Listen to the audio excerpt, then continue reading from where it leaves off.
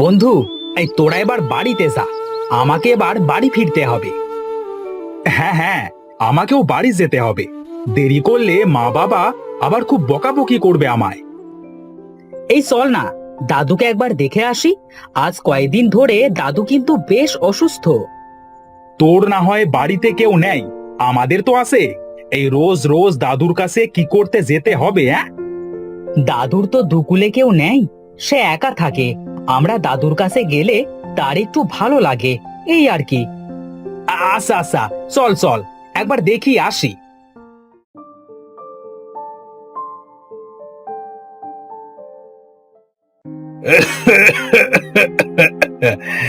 হ্যাঁ, দিনকে দিন শরীরটা খুব খারাপের দিকে যাচ্ছে। মনে হয় আর বেশি দিন বাঁচবো না। আরে সারাদিন একা একা থেকে কি মনের মধ্যে এইসব কথাই ভাবো দাদু? বলি, তুমি না থাকলে এই গ্রামের মানুষের উপকার কে করবে শুনি? তোরা এসেছিস, আমি মনে মনে তোদের কথাই ভাবছিলাম। বস বস, দাদু ভাই তোরা এখানে বস। শোন, আমার শরীরটা আজ কয়েকদিন ধরে খুব খারাপ। আমি তোদের তিনজনের ভেতরে যে কোনো একজনকে আমার একটা জিনিসের দায়িত্ব দিতে চাই। কি জিনিস দাদু, দেখাও আমাদের। দাঁড়া দাঁড়া, তোরা এত বিচলিত হইস না, আমি তোদের সব বলবো। এই দেখ, এটা সোনার পাখি।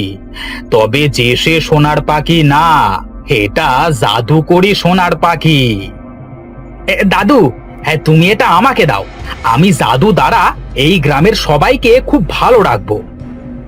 না না দাদু, তুমি এটা আমাকে দাও। আমি এই পাখির জাদুর দ্বারা সবাইকে ভালো ভালো খাবার খেতে দেব। আহা, তোরা এখনই এই পাখিটাকে নিয়ে কাড়াকাড়ি করছিস কেন? দাদু কি বলতে চাইছে সেটা তো আগে শোন।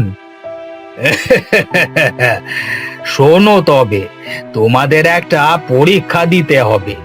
যে এই পরীক্ষায় উত্তীর্ণ হবে সে এই জাদুর পাখিটা পাবে। কি সেই পরীক্ষা দাদু?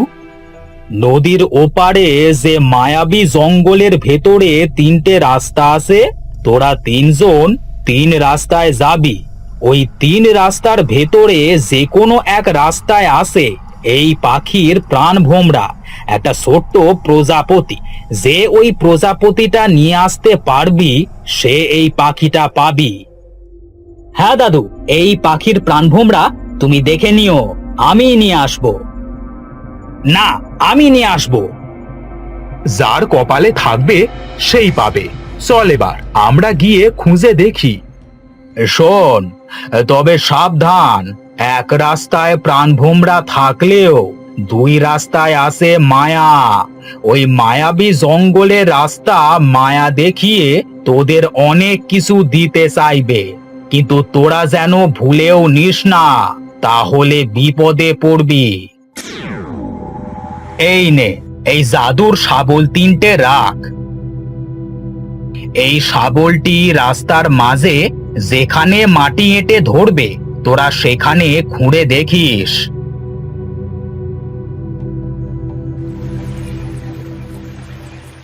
নদীর কাছে তো চলেই এলাম। ওই দেখ, নৌকা দেখা যাচ্ছে। চল ওই নৌকাটা দিয়ে আমরা নদী পার হই।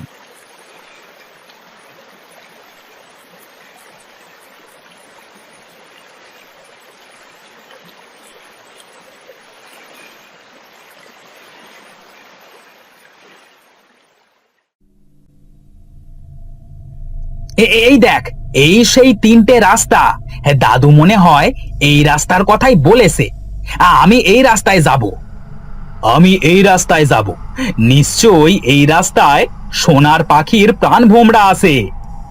আচ্ছা বন্ধু, তোরা তাহলে যে যার রাস্তায় যা। শোন, দাদুর কথা মনে রাখিস, যেন প্রাণ ভোমরা না পেলে ভুলেও কিছু নিস না।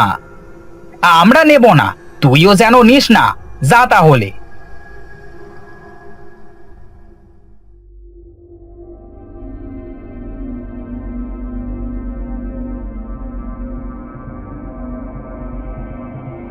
কি হলো? এখানে শাবলটি দাঁড়িয়ে পড়লো কেন? হ্যাঁ, নিশ্চয়ই প্রাণভোমরাটা এখানেই আসে। দেখি, এই শাবলটা দিয়ে মাটি খুঁড়ে দেখি।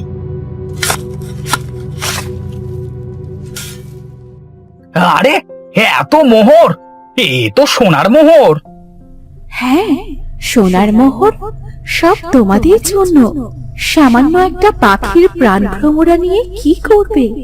বরং এই মোহরগুলো পেলে তুমি সারা জীবন বসে খেতে পারবে। তাই তো, তুমি ঠিকই বলেছো।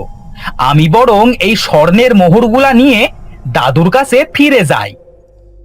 শাবলটি তো এখানে দাঁড়িয়ে পড়লো, নিশ্চয়ই এখানে হয়তো পাখিটার প্রাণভোমরা খুঁজে পাবো।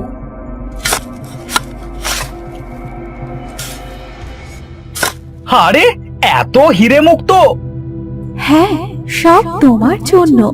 সামান্য একটা পাখির প্রাণ ভ্রমরা নিয়ে আর কি করবে? তার চেয়ে এই হিরে মুক্ত নিয়ে বাড়িতে ফিরে যাও, সারা জীবন বসে খেতে পারবে। হ্যাঁ, এই অদৃশ্য কণ্ঠটা ঠিকই বলেছে। আমি এত হিরে মুক্ত পেলে অনেক ধনী হয়ে যাব। এই সামান্য পাখির প্রাণভোমরা আমার কোনো দরকার নেই। আমি বরং এগুলা নিয়ে দাদুকে দেখাবো।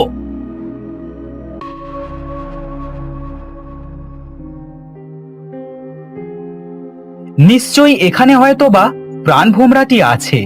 এখানেই খুঁড়ে দেখি।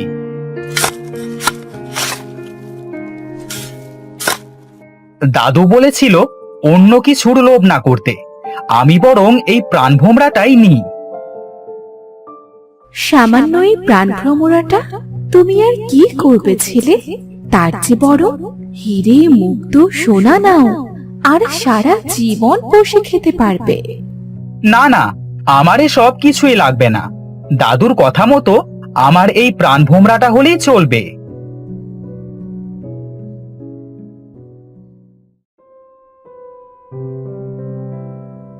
তোদের ভেতরে কে পেলি সেই প্রাণভোমরাটা?